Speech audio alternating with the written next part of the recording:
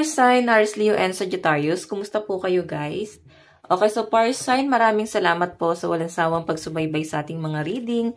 And paalala lang guys, na ang reading natin ay general reading lamang. So maaari po kayo guys makarelate, maaari rin naman pong hindi, kaya gawing gabay lamang. Okay?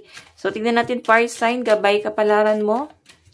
Fire sign, Aries, Leo, Sagittarius. Gabay kapalaran po, spirit guide. So, fire sign, meron po tayong take a walk. So, siguro iba sa inyo, parang bihira ka ng masikatan ng araw, malubugan ng araw. So, ano iba yung pinopoint out natin dito?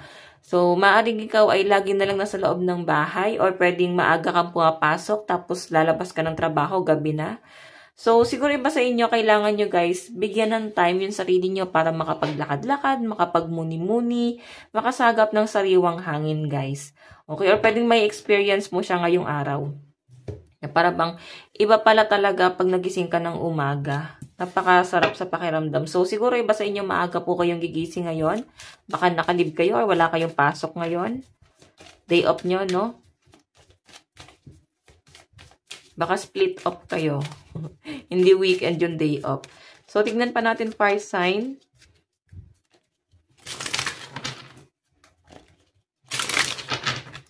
Okay, so meron po tayong read. So guys, sa pinapakita sa akin dito, may mga bagay kang inaaral, no? Kumbaga, para bang nagiging mabusisi ka sa mga bagay-bagay, okay? Para bang nagiging malikot ang imahinasyon mo. Pwedeng sa gadget, pwedeng mahilig ka magkulikot ng mga sirang gamit, like electric pan, mga ganon. Parang ina-assemble mo. Okay, basta inyo guys, baka electrician kayo or baka nahihilig ka lang guys pwede sa programming. Okay? Kung ano man to guys, sobrang nag-enjoy ka naman sa ginagawa mo. Okay, so tignan pa natin guys. Okay, so tignan pa natin. Fire sign.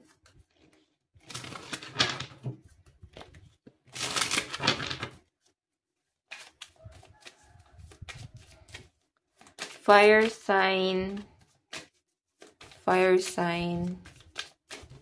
Meron po tayong clear your energy field. So, may mga taong lalapit sa inyo, lalo mga negative na tao. So, ang sinasabi rito, fire sign, huwag nyo nang hayaan yung sarili nyo na minsan na kayo masaktan doon sa taong yon, minsan na kayo guys pinaiyak. So, siguro guys, ayan, itaboy mo yung mga negative energy like, lumayo ka sa akin. Minsan ba na ako sinaktan, di ba?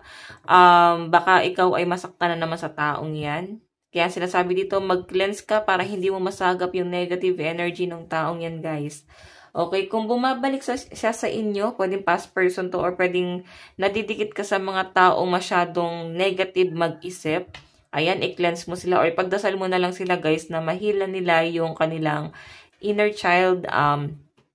Natuluyan na sila, guys, makarecover sa kung ano man ang pinagdadaanan nila sa buhay, no? Hindi nila, guys, yan deserve. Okay, so, guys, ang lucky number mo is 52, 42, and 10. Tignan pa po natin. Fire sign. Fire sign as Leo, Sagittarius. Wait po. Gabay kapalaran. Okay, so fire sign, meron po tayong shine.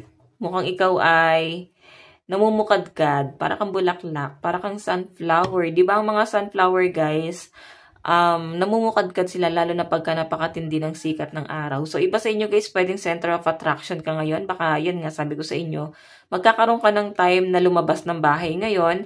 Siguro sa paglabas mo, para bang namumuti ka na or maraming taong nakatingin sa inyo. Kasi, ikaw mismo sarili mo, para bang na-preserve, parang gano'n, na-preserve sa loob ng bahay, na parang gumanda ka talaga. Pumogi or gumanda, talagang ikaw ay nag-bloom or pwedeng sa trabaho, di ba? Bihira ka makita ng mga kapitbahay mo. Kasi trabaho-bahay ka.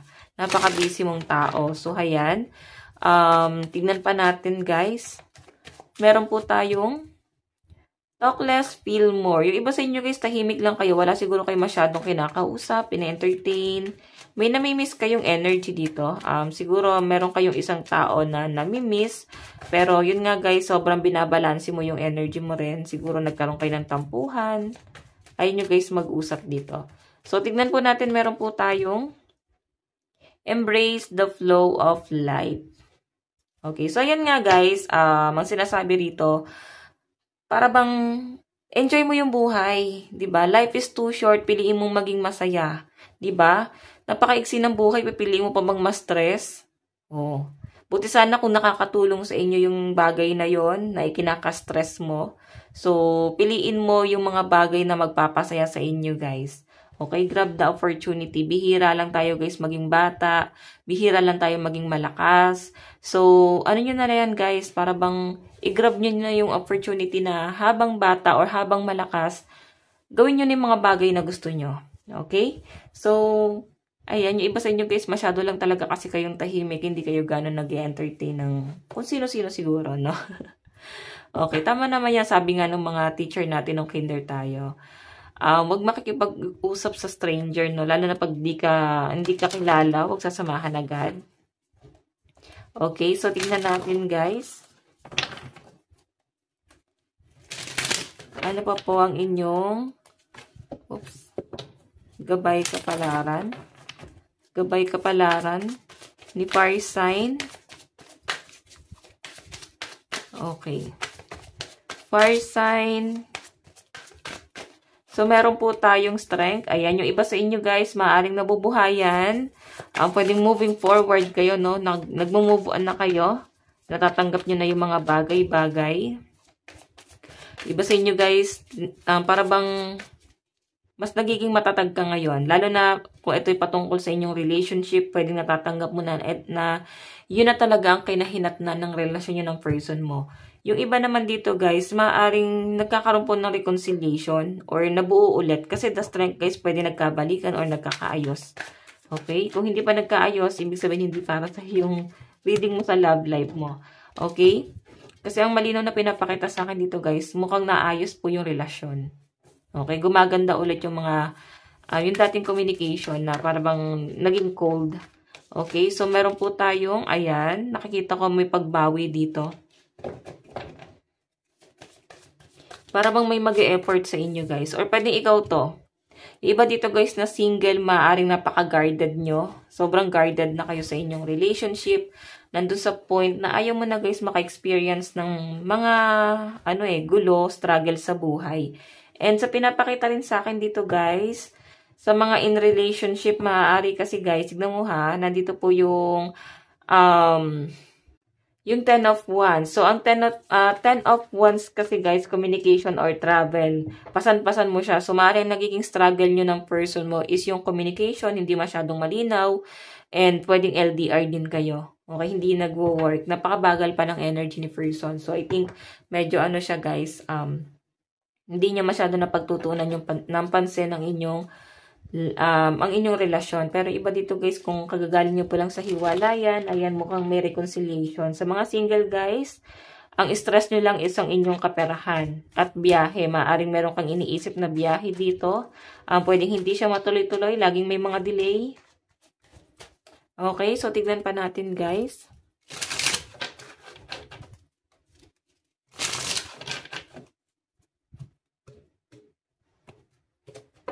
Okay.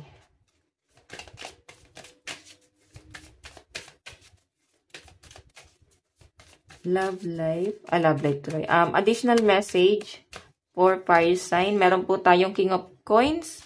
Ayan guys, nakikita ko dito.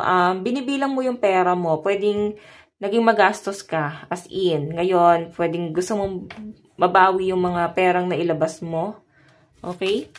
So, tignan pa natin. Meron po tayong The Hermit, diba? Napapaisip ka pagdating sa pera mo, saan napunta? Bakit napalabas? Alam mo yung ang laki ng nailabas mong pera, tapos yung sinasahod mo, kinukulang talaga, guys. Okay, marunong lang talaga kayo, guys, mag-control kung bakit nakakaipon kayo dito. Okay, so tingnan pa natin. Meron po tayong 7 of Swords. Ayan, yung iba sa inyo guys, maaaring may utang sa inyo. Ayan, limitahan mo yung pag-post sa Facebook. Akala nila mapera ka na, kaya maaaring mauutangan ka.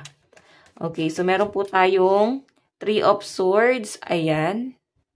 Siguro tatanggihan mo rin to fire sign na parang wala nga masyadong kinita eh.